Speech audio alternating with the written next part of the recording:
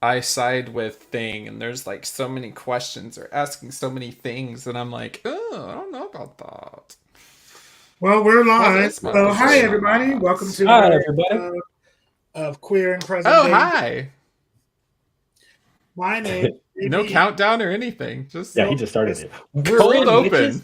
open. just started it because, I was late because, and can I kick off the show with this? yeah, Why the, why the fuck do we not have universal health care?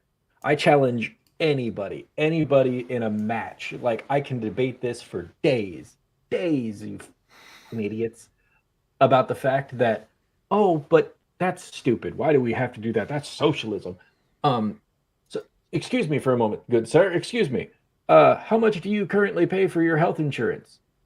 Well, I cover my family with 4 or 5 children because I'm an idiot and don't understand how, to not fucking produce kids. Anyway, I have one, so I can bitch about it. Uh, you need to understand, good sir, that the standard health insurance in anything that is actually a reasonable health insurance that'll cover, anything even minor, you're going to pay for a family almost $300 a paycheck. Well, that's all right. I get good coverage then. Okay, dipshit. I mean, excuse me for a minute. Hold on. Hello. Um, you realize that that's like 12% of your pay a month, right? Because I just did the math. I just did the math. I'm paying 12% of my paycheck a month just for health insurance. But wait, there's more.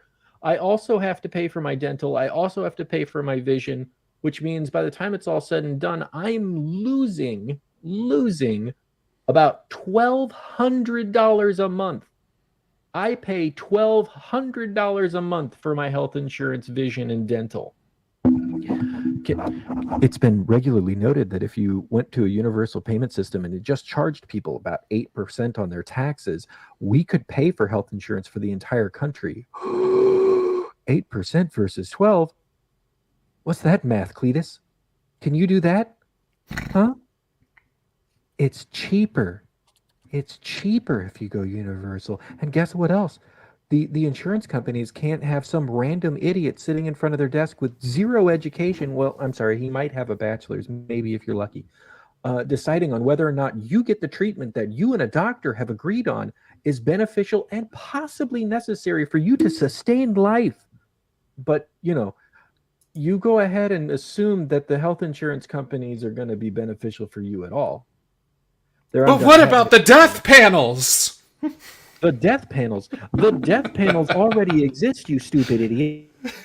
Because guess what? They already determine it's like, well, you don't really need that biopsy to determine if you have cancer or not, because that's a bonus thing that we don't really want you to have to do. And you know how the hospitals pay for things? Come here real quick. They pay for things through elective surgeries that you have to pay for anyway. So if you want you're going to have to get your stupid health insurance to cover it. They don't get enough money from regular things because they have to nickel and dime themselves through the health insurance companies.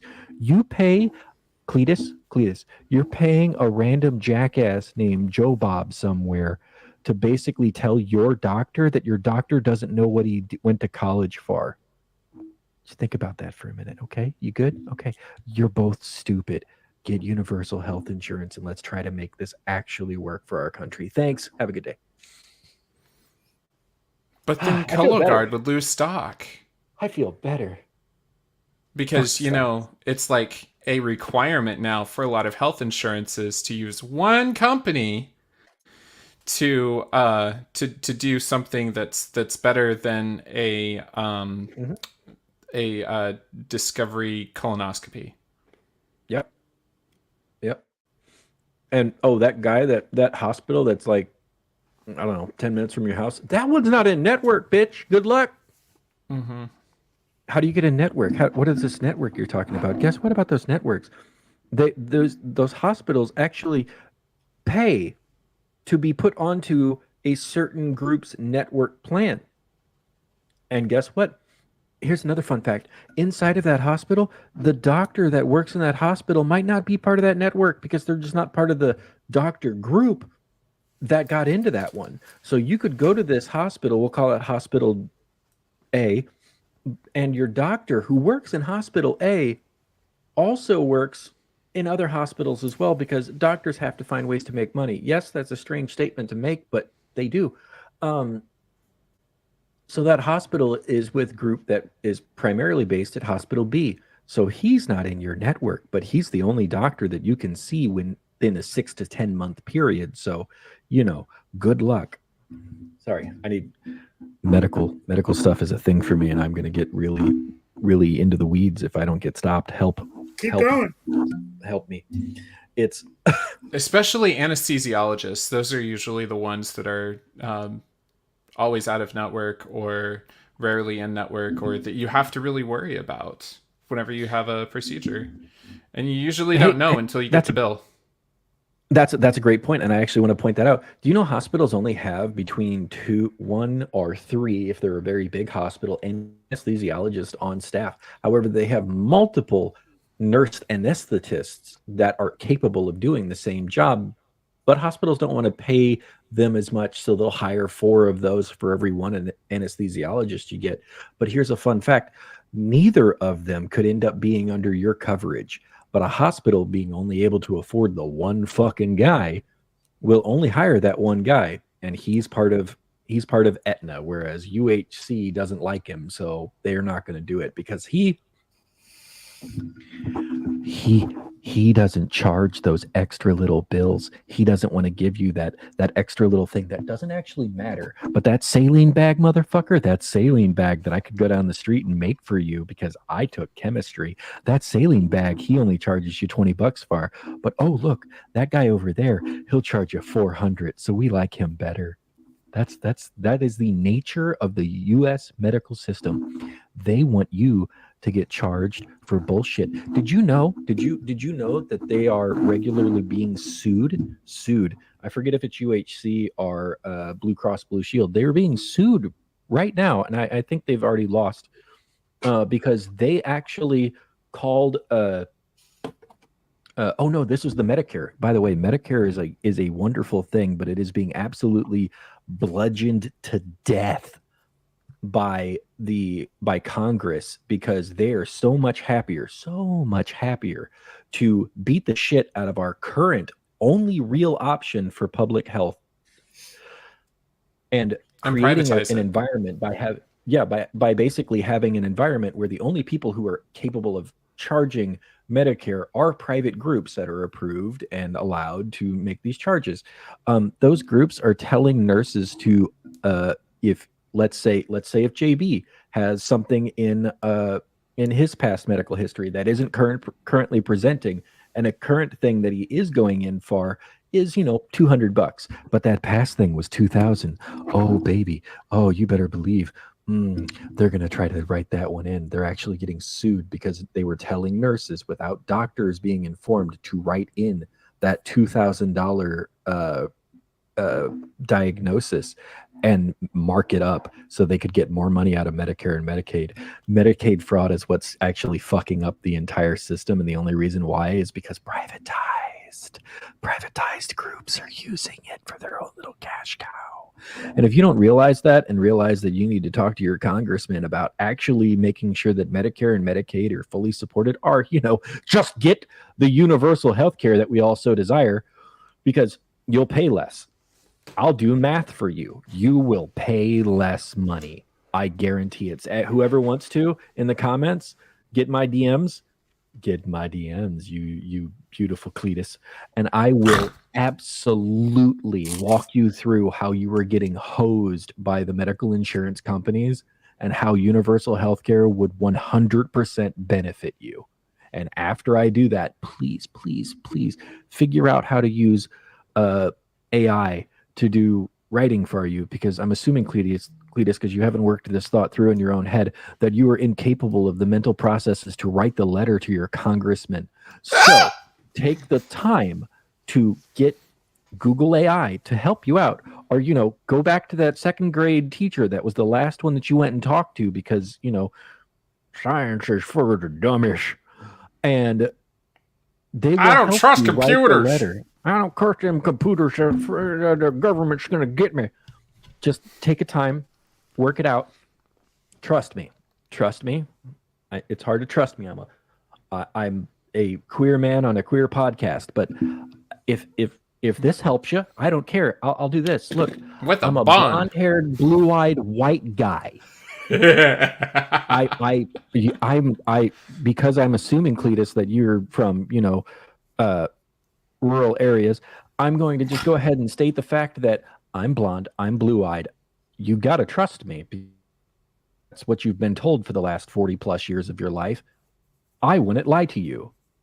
I actually want it right now. I really do want what's best for this country, and universal health care is it. Trust the blue eyes. Come on, look at them. Look at them. You know you can. Blue eyes, blonde hair. I am a cis man.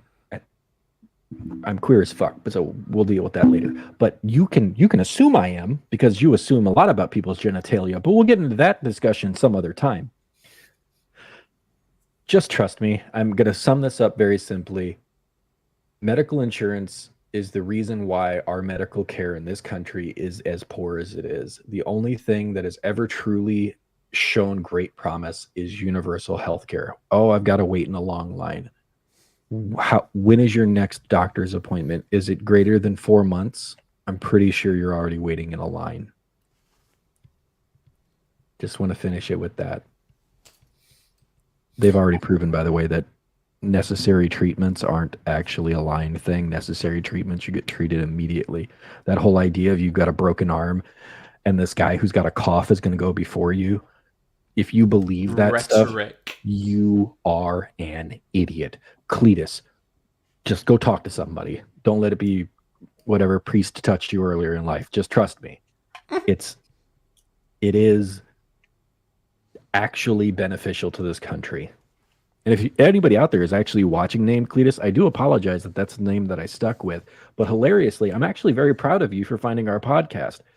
Good luck figuring out any of the large words that I used, but I believe in you.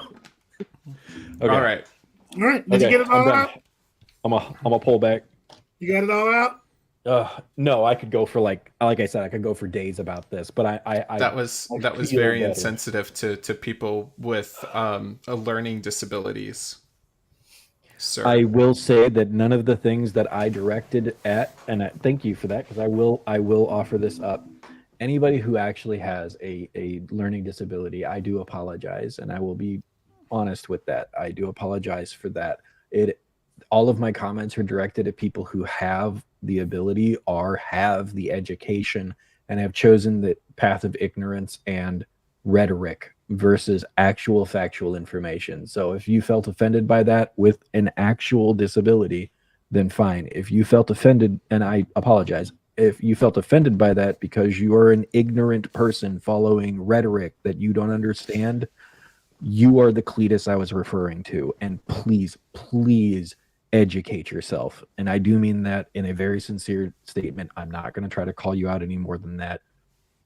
Unless you act against those factual statements, in which case, get help, please. Okay, thank you for that, though. I did need to actually put the caveat in that none of that was directed at anybody who has an actual learning disability. If you do, I hope that we can get a better healthcare system to help you out, health and education system. All right. And now we know not to play with mercury thermostats and and not to drink leaded hose water. So we're not even doing that today. Hose was a thing, but hose water was a thing. I'm a first things first. My name is JB. First things first. I didn't even give us the introduction. This was Professor Tig Rants. Oh my god! Yeah, wow. That person that just gave us a 14-minute rant is Tig. Hi everybody, I'm Tig Hendrio. He him pronouns. And our other guest is our other host is Tyler. Hi, Tyler. Hello, everyone. Do you have a rant that you'd like to go on? Mine Not wasn't even prepared. particularly. It's I it's just did my health. it's been So good. quite a it's been quite a long day at work for reasons I will not go into. Um, but let's just say it was hard to find time to eat and take breaks, and still ended up working about an hour and a half of overtime. So, yeah. Mm, That sucks. So, sorry. our normal format for this show, as it stands now, is that we each take a segment and we do the things. Well, we're going to do something a little different today, because I thought it would be interesting to kind Not of that do. I didn't derail us enough. I thought it would be interesting to do a deep dive into the mind of how do I say this? Trump supporters. I think is the best way A dark and to do scary that. place. Like Wow. I've been trying to Just gonna to dive right in the deep end. yeah, I've been trying to wrap my head around um how as queer people we can have empathy or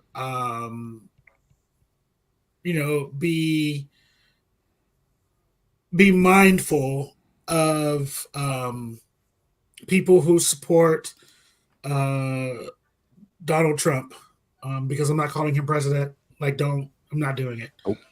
Um, and He's barely a former. yeah, I mean, he's I guess technically. Um, so technically. I've been really trying to struggle with this, and so I thought, who better to ask about the mind of white people Then white people? than white people. I have some theories. You're also putting a lot of effort into us trying to make sense of any of those idiots, but Well, I have some theories. I have some background. Yes, me too. you both have had some background with conservatives, being conservative, growing up conservative, and so I thought, I think the first question that I have is, um, I think I'm just gonna start with you, Ty, because in the episode that you guys will never see because we didn't actually record it, you revealed that you were at one time a Republican, a very conservative Republican. This is true. Fiscally Mhm. conservative. I won't. I want to be clear on that. Fiscally conservative, socially liberal, which is a thing. But the party started beating social issues into the ground, and I'm like, you know, you're supposed to be about small government, so why do you give a fuck about what I do in my own bedroom? And but I digress. Back to the Trumplican agenda. What do you What want to know? what is it? What do you think is the reason why someone who does not live does not live the lifestyle or understand the mindset of the people that he represents, what was it about him that allowed them to latch on the way that they do? Mind control. I'm not even kidding. I know that you're It's not kidding. Yeah. it is Al Qaeda tactic mind control. Mm-hmm. It is 100% fear based propaganda that is that creates a straw man argument of a shadow government or a deep state. These are the actual buzzwords that they use, but basically an us versus them scenario. And so whenever you can get someone to completely remove all of everything that they know and tell them that everything that they know is completely wrong, and then fill it back in with I have no proof of this, but suppose this scenario happens and there's this organization that is trying to take all of your rights away. And then suppose that that organization is XYZ, and I am going to do everything that I can to stand up against XYZ's tyranny and make sure that that doesn't happen, even though secretly I'm working for ZYX and I'm making money on the back end of everything that I'm saying. Okay. What about you, Take? What are your thoughts? They're very similar. I believe that the that essentially the party has gone from trying to create some level of essentially what they were supposed to be as they were trying to be fiscally conservative, and societally they were just, you know, don't get involved in my life, more or less. And instead they're pushing this idea that, well, we're not trying to get involved with your life, but look at them. They're trying to change your life. They're trying to take this from you. They're trying to do these things that you should be able to do. Or they're trying to give this. It's fear mongering. It's creating others. That's essentially what it really boils down to me. Is they're building their platform based on othership, and the othership can be the idea of the United States' idea in their mind is that we are individuals who've come together to function as a nation, but we're individuals first. So anything that is changing that individual's mindset, or changing that or challenging that individual's mindset, is something that they're going to play on. So the idea of immigration, huge part of this country. Basically, we are all immigrants. Instead, now immigrants are being treated as, I mean, we can get into the idea of, you know, people being immigrated and then people being immigrated, but the idea is, for them, it's easy to try to pass laws and things making people think that immigrants are bringing in drugs and they're going to be rapists and murderers, etc. And making people scared of that is the easiest way to bring them to your side. So the reason they've chewed up all the crap that Donald Trump has put out and the MAGA people have put out is this idea that there is othership, and this idea that it's somehow going to infringe and push against their identity, as well as they should be scared of that. So it's just talking points. It's pushing back against things that are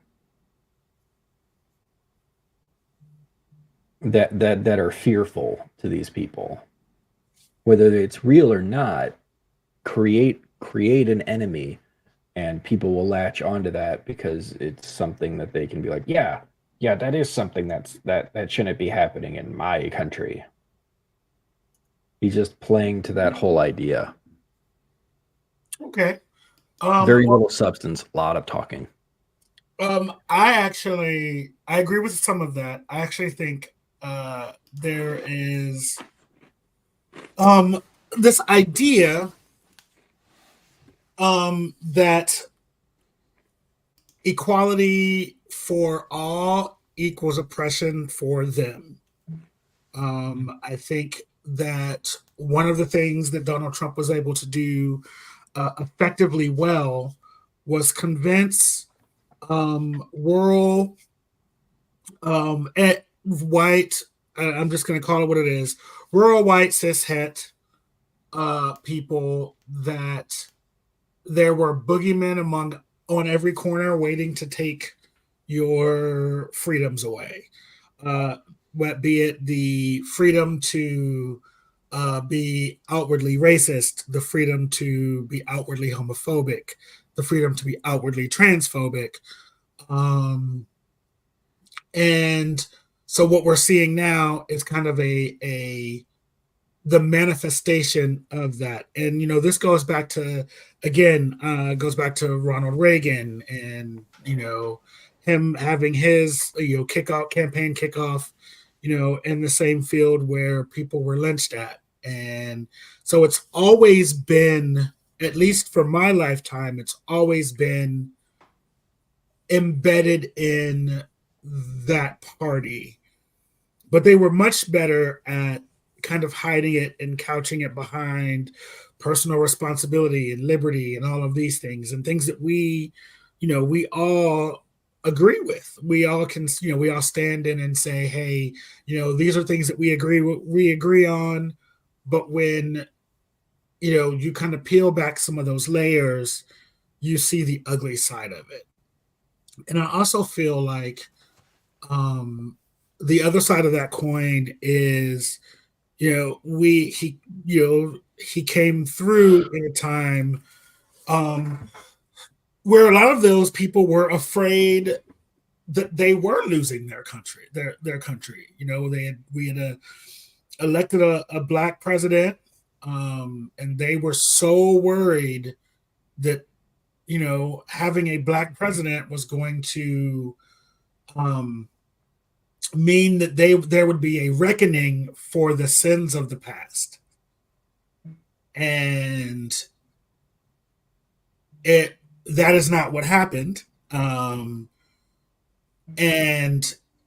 so I feel like Donald Trump was the pendulum swinging in the other direction.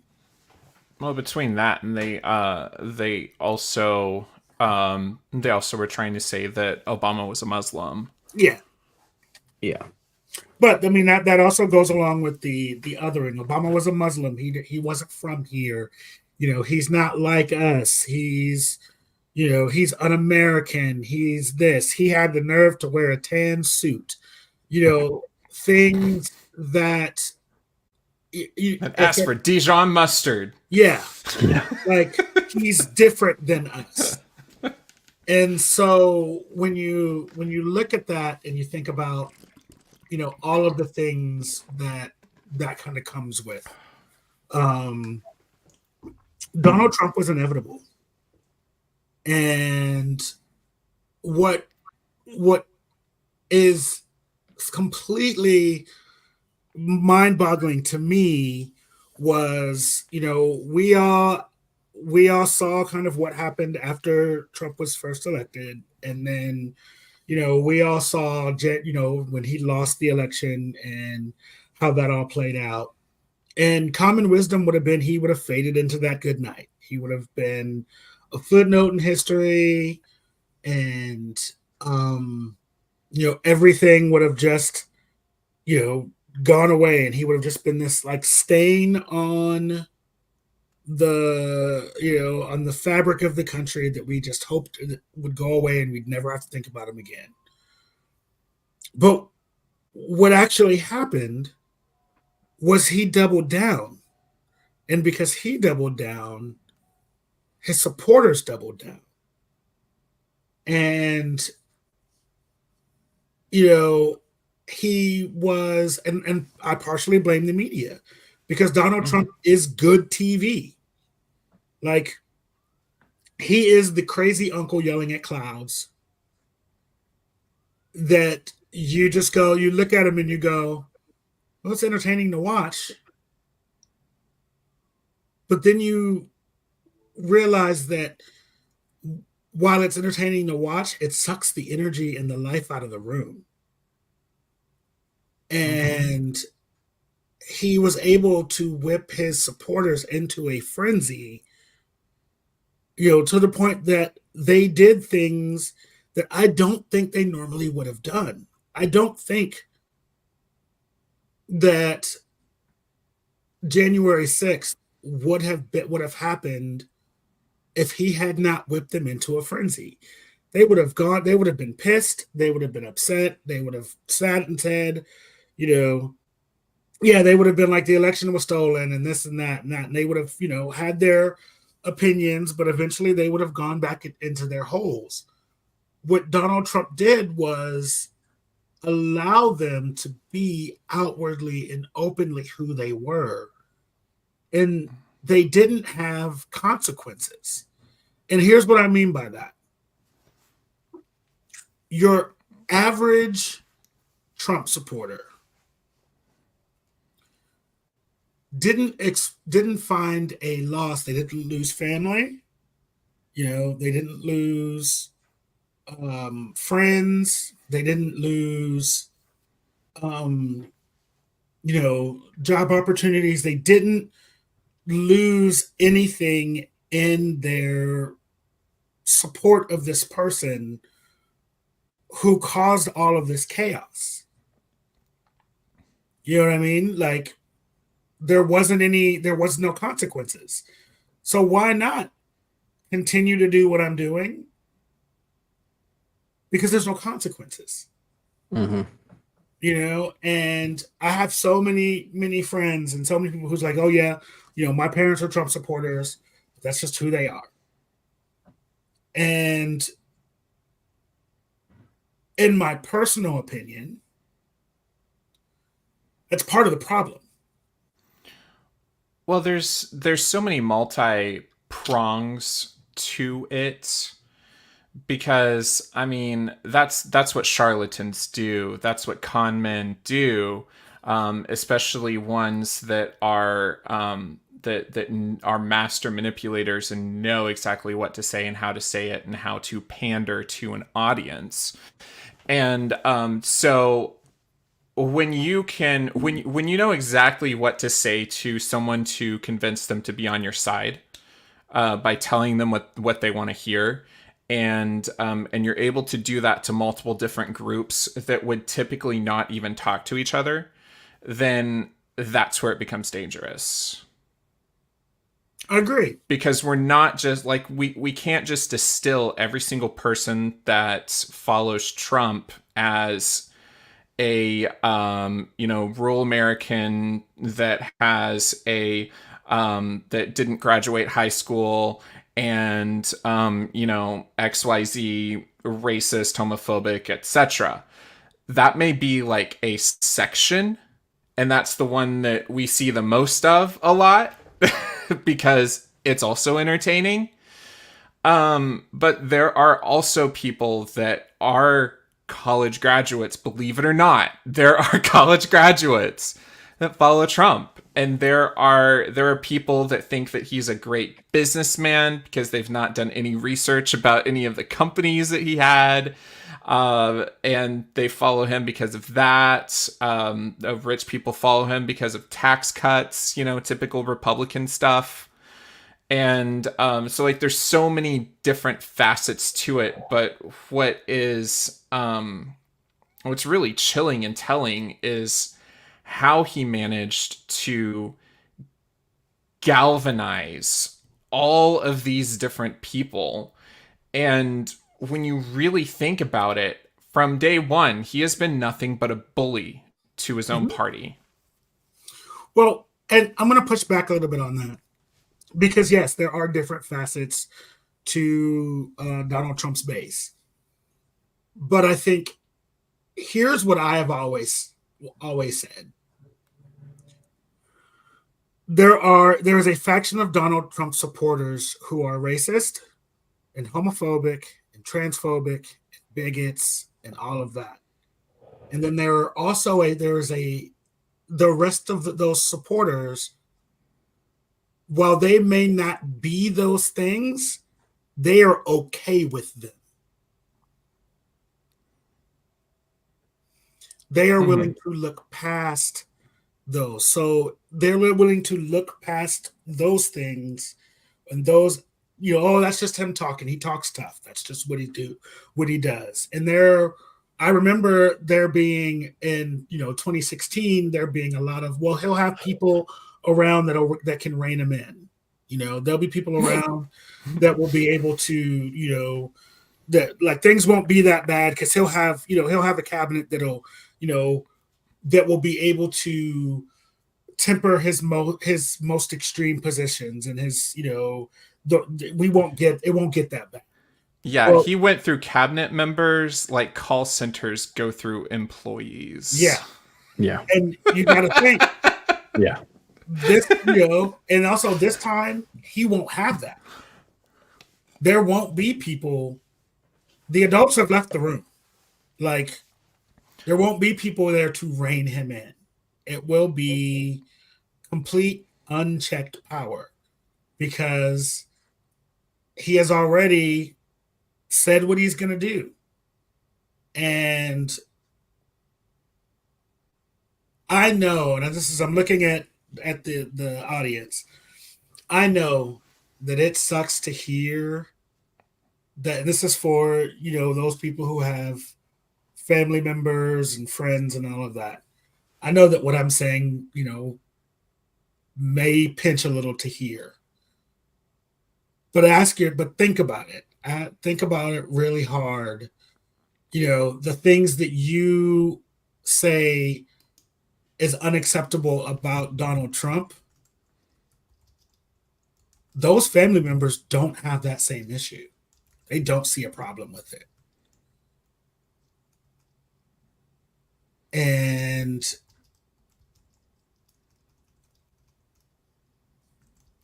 you know, just really think about that. Okay, I'm done talking. So somebody else go because I'm gonna get.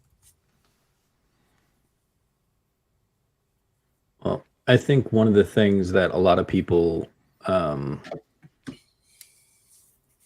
a lot of people pull to him and to his thoughts because of the way that he says them, and the way that he says them is not like if you actually look at some of the things that he wants to do. I mean, take anybody who wants to go and look up Agenda 47, Ooh, and you should be scared. I mean, that's the simplest way I can define that is Agenda 47 lays out a fascist state, not a let's make America great again.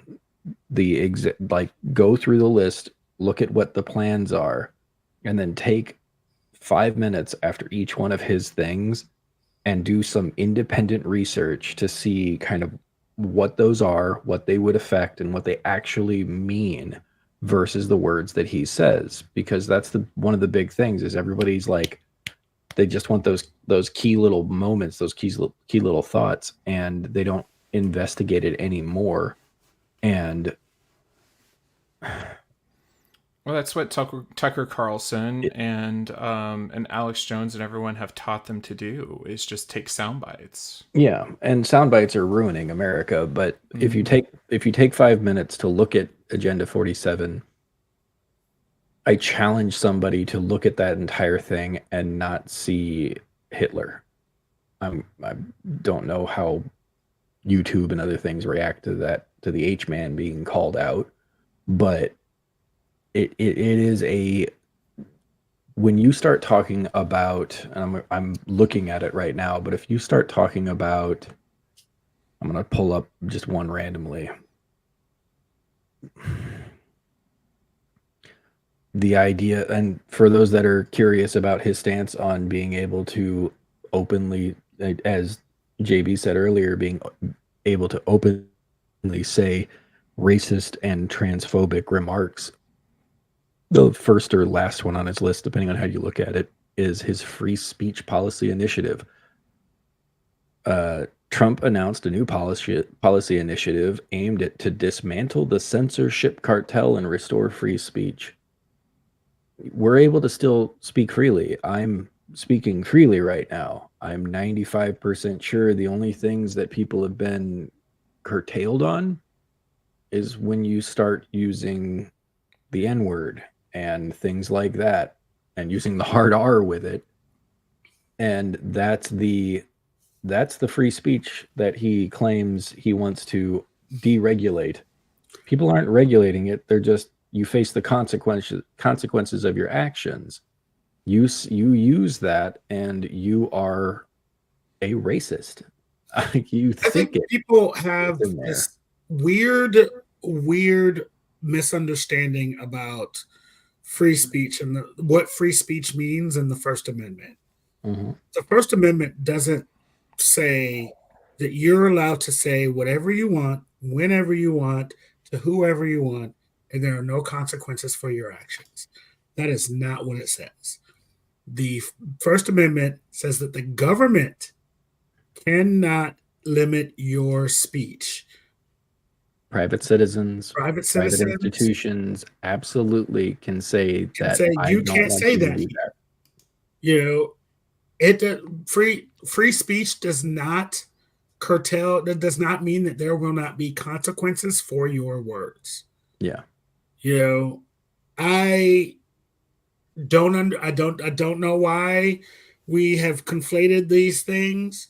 Um, I don't know why, that is difficult for people to understand. But here we are. And so, you know, you're free to say whatever you want. And I'm free to drag you from sea to shining sea for saying whatever it was that you said. Yep. And I think for me, and I keep going back because my assumption is that the people who that are watching this and will watch this are people that by and large agree with the things that we are saying. And but I keep going back to, you know, in my head, I remember someone saying to me, I am not going to correct my racist grandma because I just want her to be happy late in life. And I said to them, well, then I'm going to have to fight your grandma. Like, you know, it's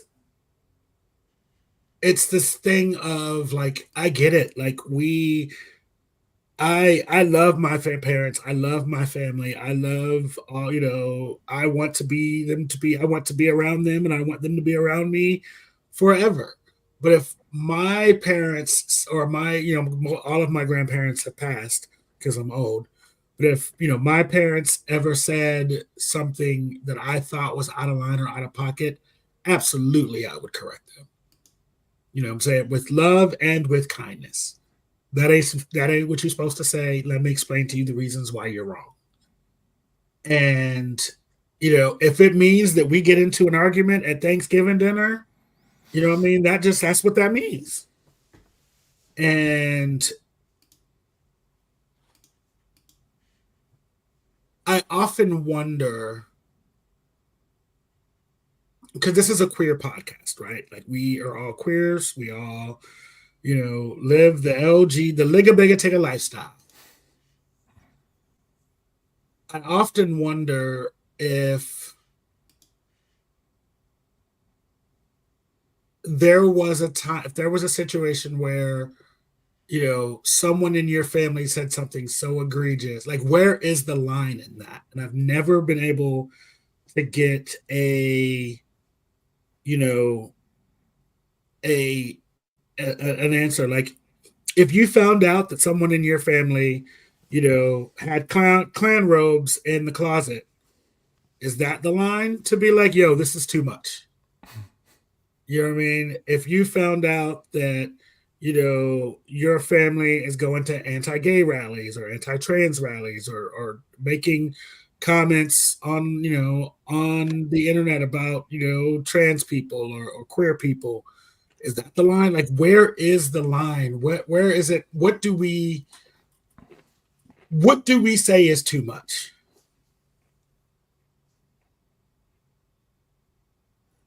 And Well, and we came from a period of time like, you know, when we look back at the Constitution and our founding fathers and people around that time, they had something called decorum, which is a completely lost, Boring completely concept. lost. Like, if our founding fathers would have been in Congress this session or last session, they would be absolutely appalled. I mean, just the amount of sheer disrespect for each other and lack of cooperation is like new bounds. well, and I think that it's also a double standard. So I was perusing Twitter today. I don't know why I still have that app. I don't know why I still have it, but I do. It's not And Twitter anymore, it's X. I said what I said, and I'm not taking it back. I know, but it's not Twitter anymore. And we know why you're on there. There's some wonderful photos that people post in their own private time. You're right. That's why I'm on there. But at any rate, um, so a situation happened at Cairns with Kelly Rowland, and um, Oh, I think I know this one. where she was kind of like rushed off the stage, and the security lady stepped on her dress and then said something, and she reacted. So I started looking through the comments, and people are real brave behind the keyboard, and there were a bunch of monkey emojis, and oh, I hate this demographic, and like all kinds of stuff that were on there that I was like, it was hurtful, that we still in 2024 have people who think this way, and B, that it was like just out in the open. And that's, I think, the thing that is scary about um, Donald Trump's followers, is that it's the boldness in which that they're saying the quiet part out loud now. Yeah. And not even just saying it. Like we talked about the other day with the Palestinian protest that was happening down at Ole Miss, Right. and the crowd that surrounded it, and then a very courageous black woman stepped out and started to challenge them about what they were doing there. And kids around the whole thing were making monkey noises and bounding up and down. And it wasn't, we're not talking like, you know, 10 drunk frat boys. We're talking like 400 or 500 students Yeah. that were joining in doing this in the open as if it wasn't even a thing at all.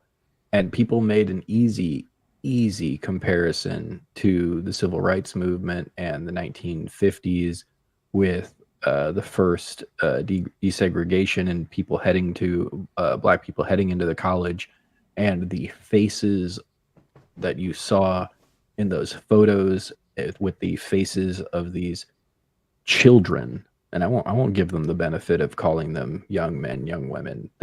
Those were children who were making the exact same faces and doing the exact same thing in a bold, open, and carefree attitude. And I looked at some of the Twitter, I ain't calling it the other thing, posts that followed that, and several of them flat out said, "Gotta love my Bama boys." And I was just like, are you shitting me? Yeah, You guys are so blatant and open about it now that you think it's fine and not just fine. You're like, that's the way to go. And it's like, who the hell is what's wrong with you people? and like, and honestly, to go back to my original point, imagine your mom and dad in that crowd. Not you personally, but Some of their parents probably were in those first photos. yeah, like imagine that was your parents in that crowd. You know, that is because what they're saying online is the same thing. They're just doing it behind a keyboard. Those are the things that they think in their head, you know, and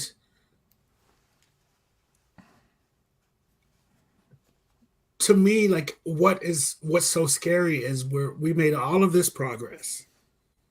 You know, we did all of this stuff. You know, we have gay marriage, which I have my own issues with. We'll get into that in another episode. Um, but like, you know, we got gay marriage, we got, you know, don't ask, don't tell was repealed.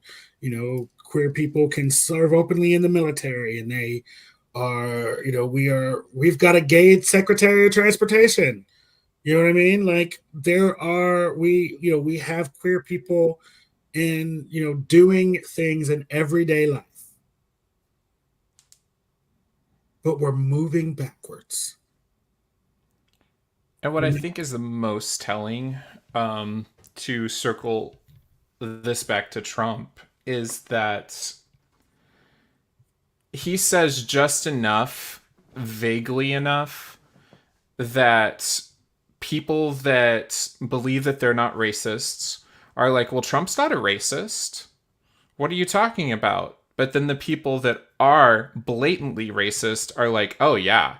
Yeah, that guy's totally for us. Yeah. He'll totally protect us 100%.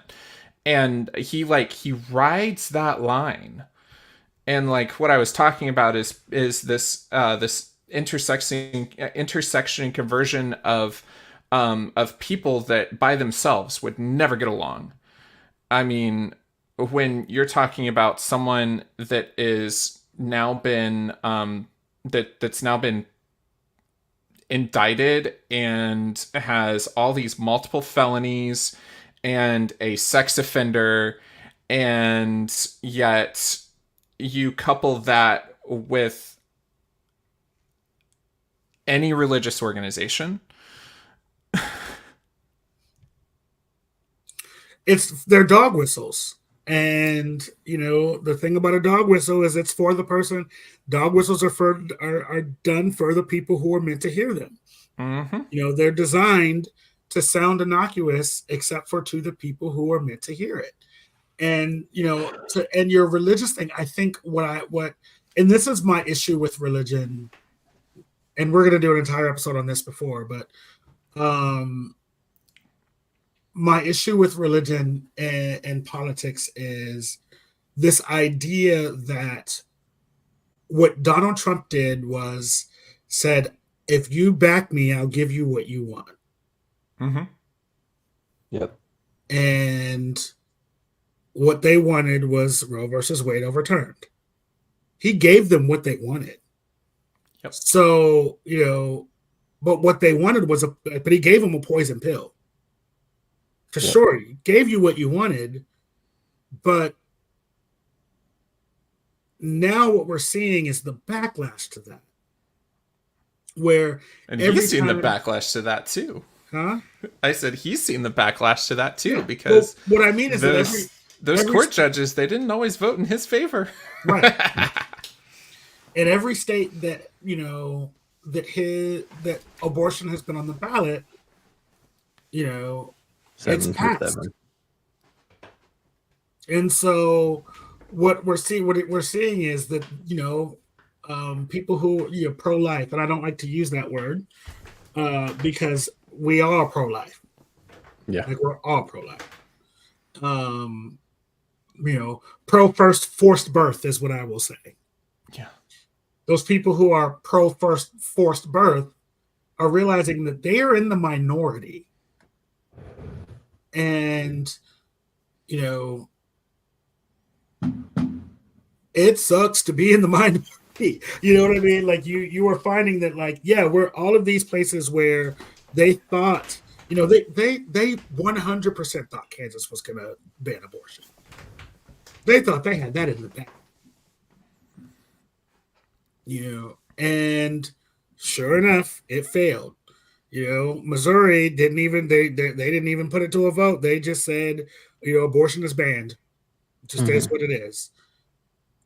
But it's going to be on the ballot this. I was gonna jump in for that because that's it. Like for people that don't know, and there are 7 states that put abortion on the ballot, and it has been codified into law that abortion is part of 7 states' constitutions. They're 7 for 7. Missouri requires, and I looked it up to be sure I got it right. Missouri requires 171,592 signatures to have something put on the ballot for a constitutional amendment. The people for only 107,000 for statutes and veto referendums. But if I recall correctly, and I'm pretty sure I'm right on this, they delivered over 280,000 votes to our signatures to be able to put abortion on the ballot in November. They had 280,000 people willing to stop and sign a piece of paper at all the random places that they did that. Now, think about that. How often do people get approached by, hey, can you sign this petition? Or hey, can you sign this paper for whatever? 90% of the time people are like, no, sorry, I don't sign things, and they walk away. 280,000 people were willing to stop and sign that paper to get it put onto our ballot. Now, the other telling part about the parties and where they're at now is actually in response to that. I was just about to say this. Go ahead. The leader of the GOP in Missouri went to one of the places that was doing a sign up sheet for that and had a little stop sign that they'd made saying decline to sign. According to all the information, more people went to sign when they found out what they were telling them to decline to sign. After that, what they have done is they have created a website claiming that the information that you provided, which was your home address, your for the point of like you have to put your information down for them to be able to track that you are an actual person for this to officially be a signature, a phone number, and your legal name. That's all the information you have to give, not your social security number or any other crap like that. You just give basic mailing information. They've created a website to tell people that, and are saying on the website that, and I'm not going to give the website, I'm sorry, I'm not going to provide help for that, but they provided a website saying that that the information you provided will be used to steal your identity, and if you don't want your identity stolen from you, you need to sign this petition to remove your name from the signature. As far as I'm aware, that is and has been utterly failing. But you have to understand that the subterfuge that they're using probably will work on some people because they don't know that information is readily available. I could look up anybody's information in like 5 minutes, and you didn't even have to sign that thing. But on top of that, they are legally not lying, but they are lying that information would be used to steal your identity in order to remove you from something you took the time to stop at some random place and sign a piece of paper. That is, to me, a huge example of how the GOP is working nowadays. They will work on your fear and misinformation, because misinformation is the name of the game, to have you scared and not want the thing that you want. I guarantee that even if they're able to get 20, 30,000 people, first off, they're not going to get it back below 171. That's not happening, not with 200,000 people who signed. But even if they pull 20,000 names off of that through this really distasteful, subtle subterfuge that they're trying to pull over people's eyes, every one of those 20,000 people who signed that paper are still going to walk into a voting booth and still vote to have it go through. It is And what's going to desperate happen to stop it. to that information that you're providing in the subterfuge? Yeah, What I are was going to they say, using it for? yeah, because now you've signed a thing that they're going to have to And uh, what did you just agree all to? kinds of crap. Yeah. But that's one of those things that it just like you if you fall for that, then you are going back to my thing at the very beginning. You are Cletus. You are not taking the time to understand what is happening, and you're going off of your fear and ignorance and not paying attention. And it's what the current GOP party thrives off of. Ignorance is what they want because an uninformed populace is a much better to manipulate populace. That's why they want to keep us fat, stupid, and poor. Yeah. The other thing that the Missouri um, state reps are trying to do is change the laws on how to get a constitutional amendment passed by rather than it being a percentage of the total population, it would have to pass a majority of it's split into congressional districts, Hmm. and it would have to pass Hmm. a majority of the congressional districts in order for it to be enshrined into the Constitution. Now, the problem with that is Gerrymandering. because of gerrymandering and because a lot of the congressional districts in Missouri are rural, and there is a large in a lot of rural country counties are very pro-life. It makes it harder Pro for forced birth. We're gonna make or that a pro thing. first forced birth. Sorry, No, you're good. We're gonna make that a thing. yeah, it makes it harder for those of us who are actually pro-life and pro all life um, to get those things passed. It makes it almost impossible for any Democrat, big D Democrat policies to pass um, via the ballot. So it essentially takes our voice away. Yep. Um, and it will make it easier for them to pass, anti-gay laws and and anti-forced birth laws and anti-trans laws and things like that. Um, it'll make it more difficult for those to go through, although those could be, those are the will of the people.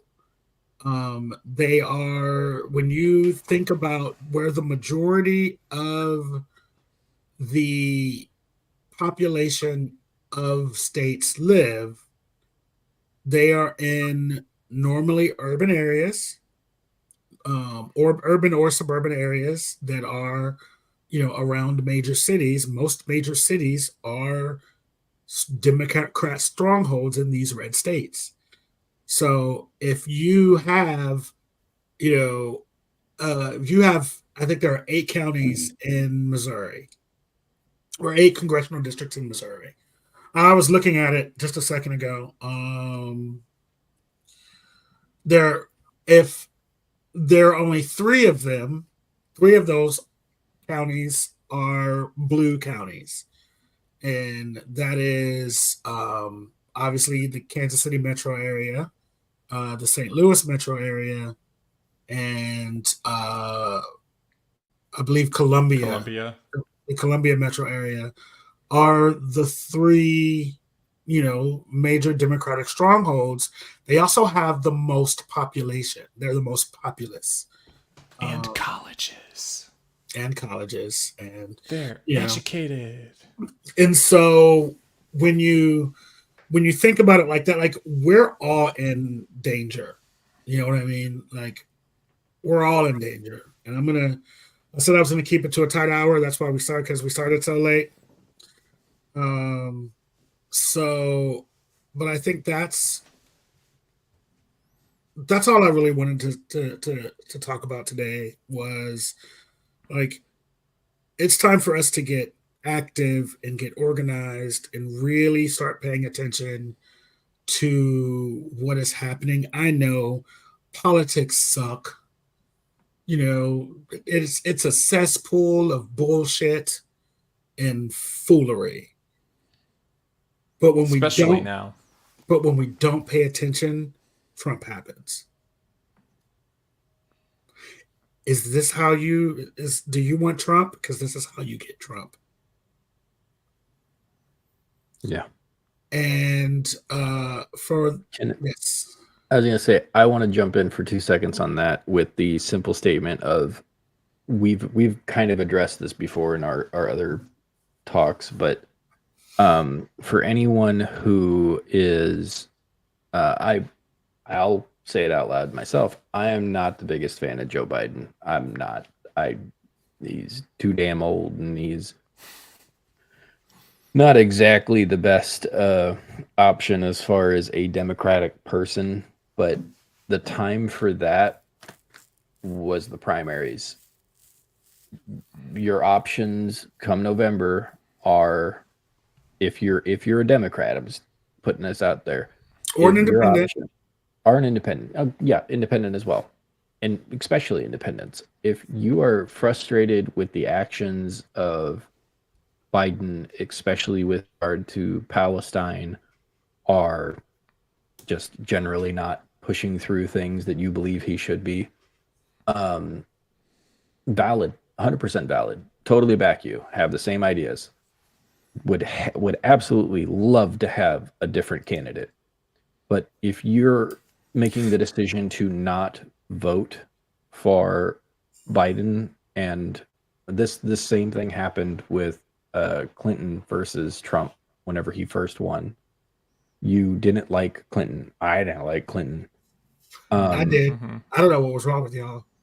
a different feeling on it, but the I was not a fan of Clinton. But if your option is to be like, well, I'm going to vote for a third party in a state that matters. I mean, I'll be blunt. Missouri, we ain't getting a Democratic person. We Like can. We it won't be a can. thing. Yeah, it won't be. We can. Yeah. I absolutely believe that we can. I do. I I, believe. Here's I'm why I not. believe. Go Well, ahead. let me finish real quick. Then I do want to hear that. I I'm uncertain about that. I don't think that's a big option for us, just because of how far left leaning people are, or left wing, right leaning people are in this state. Um, that does not mean don't go out and vote. It's not like you're not, like, that shouldn't matter. So let me get that out there. If I think that we have such a heavy Republican base for everything that getting a Democrat elected isn't really a possibility. And this is my feeling. JB, you have a different one. That's fine. But that doesn't mean don't go vote. That doesn't mean don't. Uh, it's great to just vote third party, because I still stand by the fact that we're a two-party system is stupid.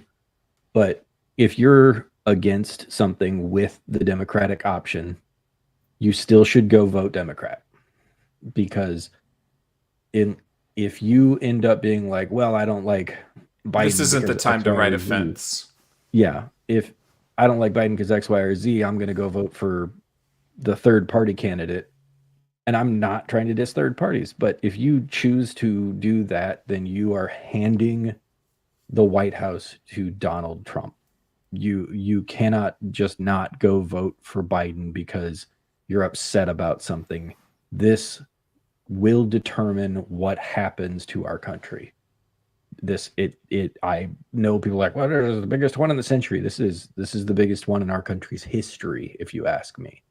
Because making this decision to not vote for Biden if you are a Democrat or an independent because you don't like something he did, Or a or if Republican. you Or a Republican are a that's fed Republican. I up mean, with Trump. honestly, Republicans, you should really analyze the person that you're putting up there and just being like, is this really the direction you want your party and your country to go? Is this jackass, this swindler, this con man? He doesn't have good ideas. His ideas are terrible. If you actually look at the financial parts of it, it's terrible. But you need to go vote to prevent someone like him from taking office. And how do you do that?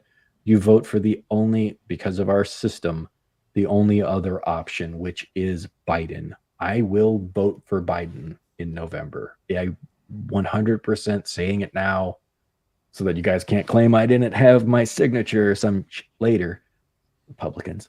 But I will vote for Biden, even though I don't like him as my candidate, because there is no way in hell I want to give the option to Trump. And if you live in the state of Missouri, you should go vote, even if it does feel like Trump is gonna win because we're a Republican red state. I think I know where JB's going to go with it, and I'll let him have that. But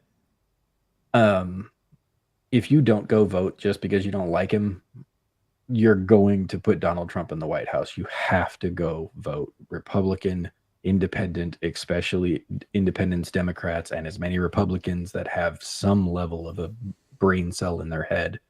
You need to vote for Biden to prevent Trump from winning. Because if he wins, it will fuck everything. If you care about actual liberty and you care about our actual country, then vote for Biden. So here's why I say that it's possible. Georgia. Okay, that valid. That is a one word answer that will shut me up. Yeah, like It is. like for so long, Georgia was considered out of the realm of possibilities for a Democrat to win, and Joe Biden won Georgia because they did an actual get out the vote campaign, and they cared about the voters getting registered and voting, and it made the difference. If we had people that lived in these states that actually gave a shit about making sure that people voted and that people, were knowledgeable on the issues and voted and registered to vote, we could turn Missouri blue again. Because Missouri used to be very blue.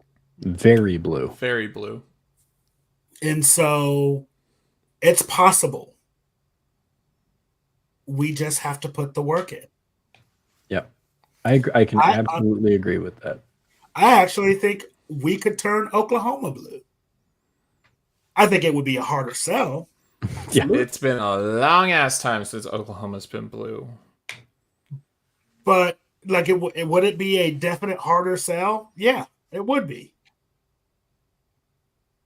But it's possible.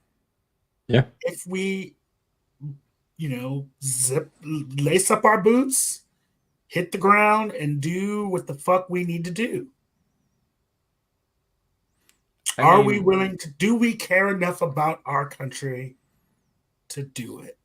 People have to unplug from these organizations that are profiteering by making all of this fake news, fake media. Like, that's if you ask me, the reason that Oklahoma's red and the reason that Missouri's red, Rush Limbaugh, Yeah, Sean Hannity, 100%. Fox News, all of this indoctrination and these false principles and ideologies of why republicanism is so great when really all they're wanting to do is keep you fat, dumb, and stupid. Yep. That's 100% why the South and why our area is red. Yeah. It would be like, that's just my thoughts. And on that note, I'm stressed out by this conversation. So one more point. And this is the other thing, because there is so much contention and there's so much noise and chaos going on. That is also by design, because these people that are wanting to push their agendas, and I'm not going to make this an other situation. We're talking about people that have documented proof that they are pushing an agenda for their own benefit. They want their base to be fired up and everyone else to be apathetic. You either love them or you hate them or you don't care about them. But if you don't care about them, it's the same as it's if you're not voting, then you're still helping them, because you're not standing in their way. Absolutely. And when we're talking about when we're literally talking about history mirroring itself or repeating itself in a way that we've not seen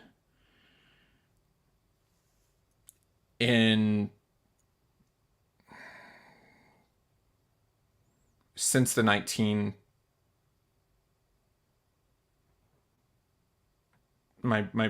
sorry. We're talking about going back to we're talking about going back to those times with the rise of Hitler. And if you actually read history and look at how Hitler rose, he's using the same playbook. He is. Absolutely. He's one completely using the same playbook. And if you don't think that Donald Trump is not a maniacal villain, a megalomaniac, then you really need to get some discernment.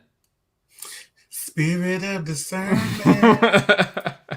And you need to pray for discernment.